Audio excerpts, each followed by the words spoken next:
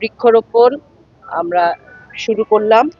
আমরা এটা প্রধানমন্ত্রীর যে 25 কোটি সে বৃক্ষ রোপণ করবে এই 5 বছরে, তারই অংশ হিসেবে এই বছর আমরা এটা ফরিদপুরে সদরে আমরা শুরু করলাম। ইনশাআল্লাহ সামনে আমরা প্রতিটি ওয়ার্ডে, প্রতিটি ইউনিয়নে, প্রতিটি অনুষ্ঠান যখন হবে, যে কোনো প্রোগ্রামে আমরা বৃক্ষরোপণ করব এবং দেশের যে গ্রিনারির মাধ্যমে, বৃক্ষরোপণের মাধ্যমে পরিবেশের যে ভারসাম্য, ইনশাআল্লাহ সেটা ফিরে আসবে আমরা আশা করি। মেলা উপলক্ষে আমাদের শোরুম 9 এবং 10 নম্বর শোরুম। আমাদের কাছে 400 থেকে 500 প্রজাতির, প্রায় 500 প্রজাতির দেশি বিদেশি ফলজ বনজ ঔষধি গাছ আছে। আর আমার নার্সারিতে আপনি দেখবেন এখানে ম্যাক্সিমাম গাছ বিদেশি ভ্যারাইটির গাছ, দামি দামি গাছ। এইগুলা বিভিন্ন ধরনের বিদেশি ফলের গাছ। এই গাছগুলা রেয়ার কালেকশন। আমরা চাচ্ছি যে বিদেশি ভ্যারাইটিগুলো আমাদের দেশে উৎপাদিত হোক এবং কম মূল্যে আমরা এই গাছগুলো আপনাদের দিতে পারি। এটা আপনার ইনশাল্লাহ আমি সেই ব্যবস্থা করব, সেটা আমি অঙ্গীকারবদ্ধ।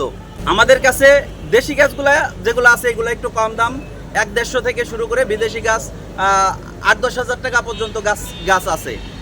আলহামদুলিল্লাহ অনেক ভালো সারা। মানুষ এখন বিদেশি গাছকে দেশি গাছের মতোই গ্রহণ করছে।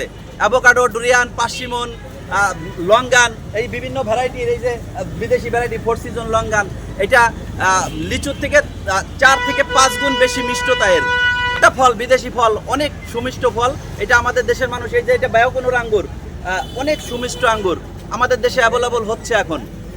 ইনশাল্লাহ স্বাবলম্বী হওয়ার সুযোগ আছে। এটাকে যদি মনে প্রাণে কেউ আঁকড়ে ধরে, এটা করে বিদেশে যাওয়ার চেয়ে বা অন্যান্য চাকরি, আমাদের দেশে অনেকেই বেকার থাকে, বেকার না থেকে সে যদি যে কোনো, আমি তো অনেক ধরনের প্রজাতির গাছ করছি, একটা গাছও যদি করে যে আমি শুধু বেদানা করব, আমি শুধু আঙ্গুর করব, তাহলে সে মাসে 50,000 1 লাখ টাকা এই দেশে ইনকাম করা সম্ভব।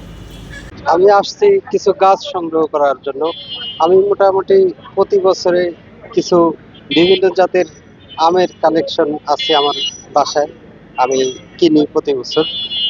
কিছু গাছ আছে ভালো জাতের, যেগুলো আম মানে আম ধরা, গাছে আম ধরে থাকে, ওইগুলো নিয়ে লাগাই।